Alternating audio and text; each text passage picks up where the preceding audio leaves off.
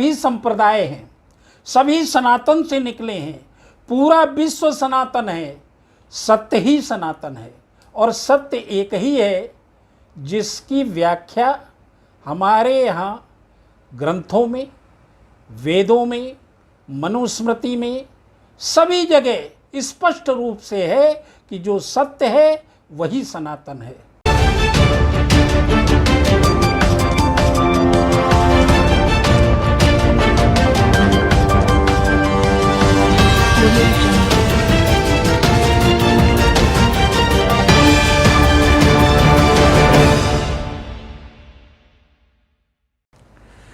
नमस्कार साथियों, आपका स्वागत है इंद्रप्रस्थ समाचार इंटरनेशनल चैनल पर। आज हमारे साथ हमारे मेहमान हैं डॉक्टर जीपी शाही कौशिक, जिन्होंने इंद्रप्रस्थ समाचार इंटरनेशनल के साथ साथ और बहुत सी संस्थाओं की स्थापना की है और सनातन बोर्ड नामक एक संस्था जिसको वो चेयरमैन हैं और उस पर काम कर रहे हैं।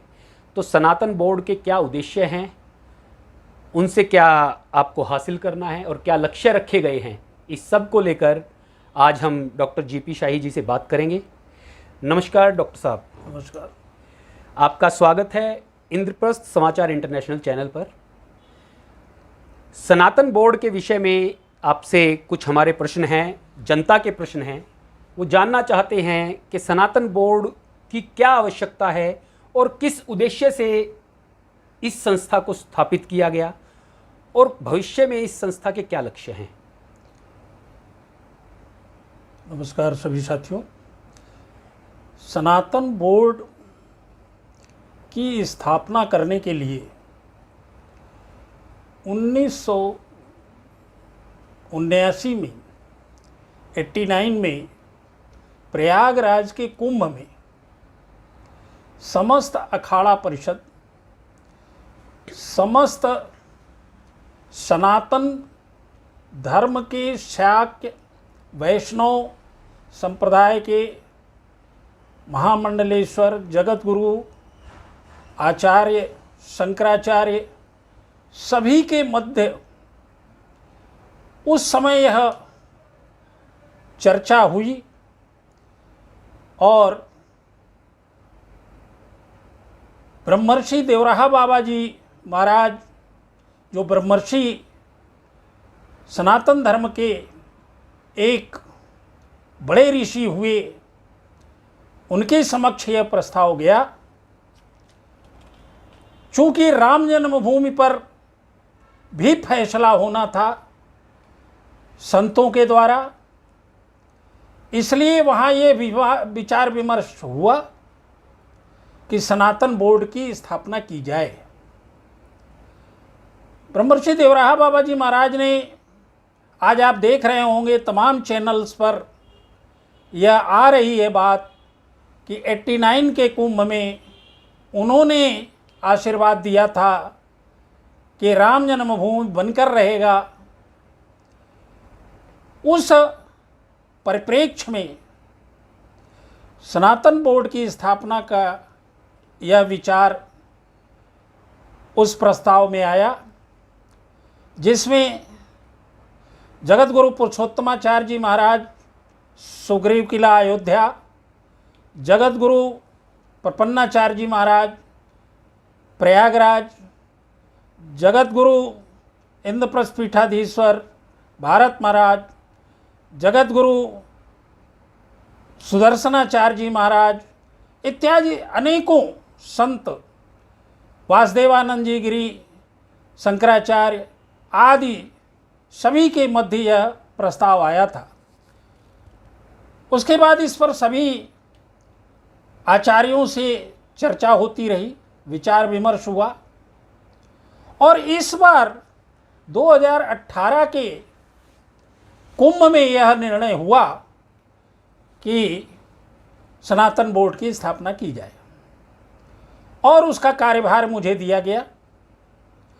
मैंने उस पर अपनी पूरी रिपोर्ट बनाया, सरकार को भी अवगत कराया और आचार्यों को भी अवगत कराया।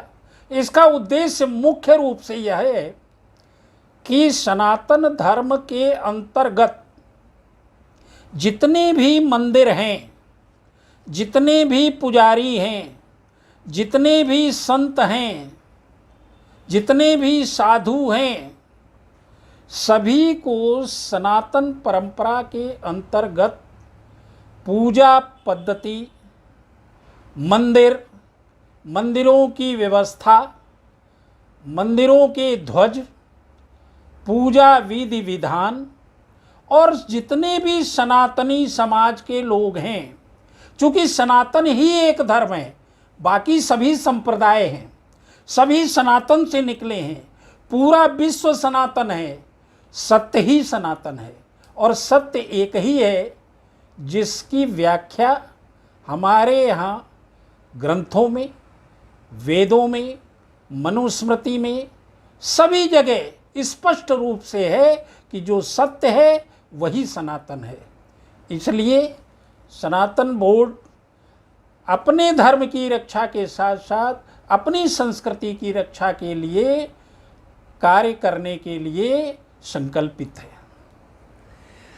आपने बताया, ये सारा सब कुछ तो समझ में आया, लेकिन इस संस्था ने आज तक क्या किया, या आज ही इस संस्था का विषय क्यों ज़्यादा बढ़कर आया है, आज ही प्रासंगिक क्यों ये संस्था हो रही है? देखिए, संस्था कार्य तो कर रही थी।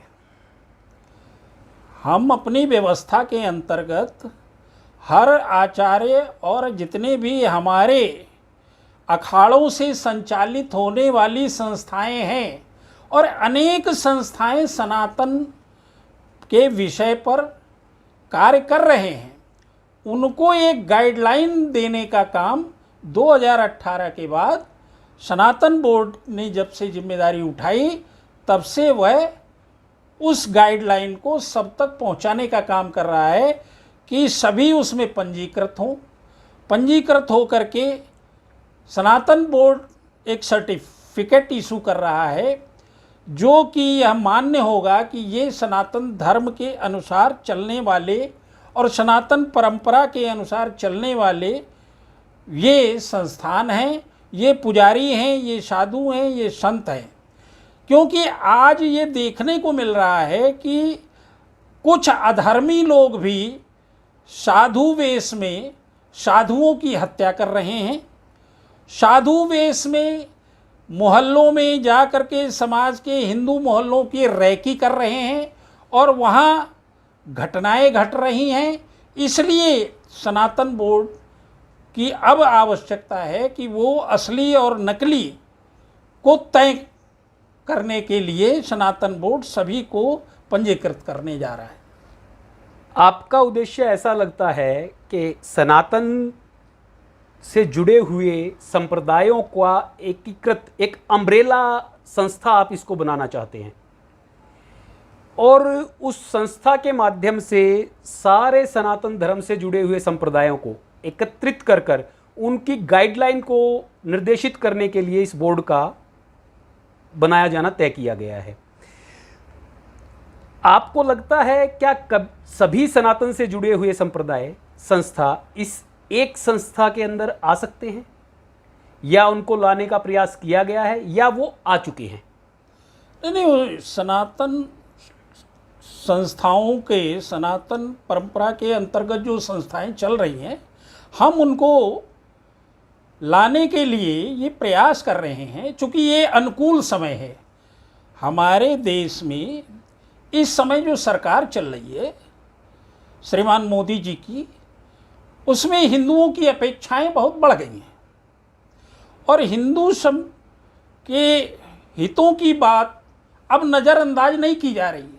जैसा कि 70 वर्षों में जो संविधान के अंतर्गत तुष्टीकरण के कारण या संविधान में जो ऐसी धाराएं हैं जैसे धारा 30 इत्यादि, जिससे अल्पसंख्यकों को विशेष दर्जा दिया गया और बहुसंख्यकों के अधिकारों का हनन किया गया है, या ये कहिए कि उनके अधिकारों और उनके विचारों की हत्या की गई।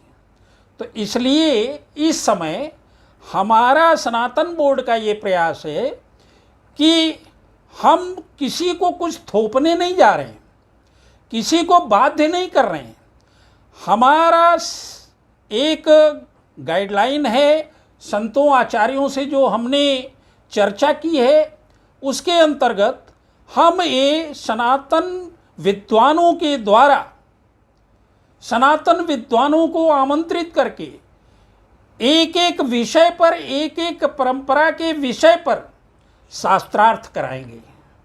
और वह शास्त्रार्थ में अगर 5 विद्वान हैं तो 5 लोग अपनी अपनी बात रखेंगे और वो फिर जनता के बीच में जाएगी और जनता उसमें वोटिंग करेगी और जो जनता फैसला करेगी, सनातन जनता जो फैसला करेगी, उसमें सनातन ही जनता फैसला करने का उसको अधिकार होगा, जो सनातनी होगा। और जो फैसला होगा, जो निर्णय होगा, वह निर्णय सभी को मान्य होगा। सभी सनातन के जितने भी संप्रदाय हैं सभी को वो मान्य होगा। आपका कहना है कि शास्त्रार्थ के पश्चात जो भी निर्णय आएंगे उसको मानना पड़ेगा या सबको मानना चाहिए? एक मानना पड़ेगा असंवैधानिक शब्द हो जाता है, कहीं आप संविधान के साथ भी छेड़छाड़ कर जाते हैं, और मानना चाहिए आपकी अपेक्षा हो सकती है। नहीं नहीं, ऐसा नहीं है। हमारा ये कहना है कि मानना नहीं पड़ेगा। हम तो संवैधानिक संस्थाओं से भी ये आग्रह करते हैं कि जो संविधान में अभी तक वह विचार नहीं किया गया कि सनातन परंपरा को वैधानिक आधार दे करके सनातन संतों के द्वारा लिए गए निर्णय को संज्ञान में लेकर के ही नियम और कानून सनातन परंपरा के अंतर्गत बनाया जाए, न कि वर्तमान में जो कानून है या संविधान है वो जो हमारे सनातनों पे थोपी जा रही है वो थोपी न जाए, बल्कि सभी के मंतव्यों के आधार पर जो विचार जनमानस दे रहा है, विद्वानों के शास्त्रार्थ के माध्यम से जनमानस निर्णय कर रहा है, उस पर संज्ञान लेते हुए और संवैधानिक पीठ सनातन परंपरा के आधार पे नियम कानून बनाए, संविधान में संशोधन करे।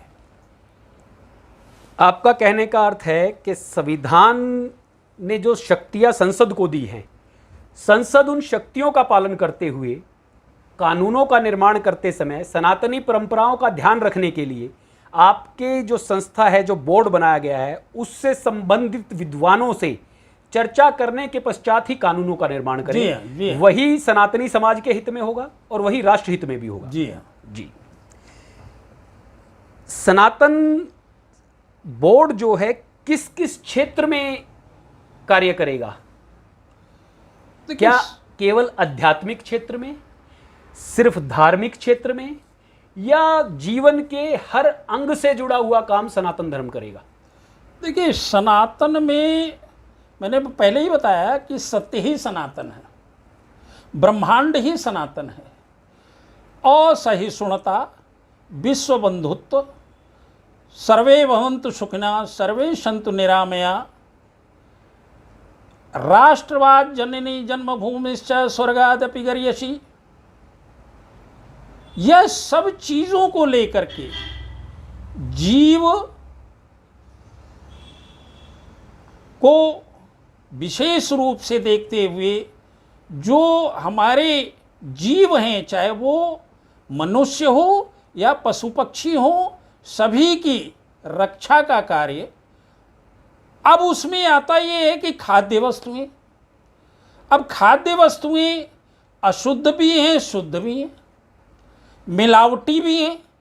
तो सनातन बोर्ड ने एक कार्यक्रम प्रारंभ किया है कि जो शुद्ध और सात्विक सामग्री है, और हमारे देश में जो अभी अभियान चल रहा है जिसको अंग्रेजी में तो कहते हैं मेक इन इंडिया, लेकिन भारत वर्ष में जो निर्मित उत्पाद हैं उनको शुद्ध और सात्विकता का प्रमाण पत्र भी दे रहा है, उसकी जांच भी करवा रहा है, उस पर आपत्ति भी उठा रहा है कि सभी को शुद्ध सात्विक भोजन मिले। इसके साथ साथ दूसरा हमारा जो अभियान है सनातन बोर्ड का, वो ये है कि बहुत सारे ऐसे व्यापारी हमारे बीच में हैं और कुछ ऐसे अधर्मी लोग भी हमारे नाम का दुरुपयोग कर रहे हैं। ओम को लेकर के या खाद्य वस्तुएं या प्रयोग करने वाली वस्तुओं में भगवान के चित्र लगाकर बेचना, ये सब गलत परंपरा है हमारे संतों की, ऋषियों की और हमारे देवताओं की, देवी देवताओं की मूर्तियों का प्रयोग किसी भी खाद्य वस्तु या प्रयोग की जाने वाली वस्तुओं में न किया जाए, क्योंकि वो उपयोग के पश्चात जैसे डिब्बी में लगा दिया, रैपर में लगा दिया तो उसको फिर कूड़े में फेंक देते हैं, यह अपमान होता है। इसके खिलाफ भी सनातन बोर्ड एक अभियान चला रहा है।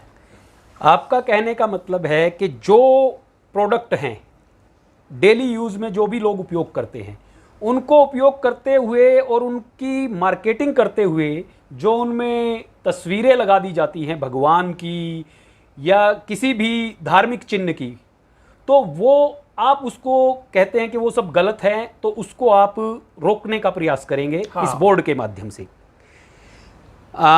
मेरे ख्याल से हमारा आज का इंटरव्यू पूरा हो गया है और समय हमारे पास थोड़ा कम था, तो दोबारा आपसे फिर मिलेंगे, क्योंकि ये विषय बड़ा गंभीर और निर्णायक होगा इस देश के लिए।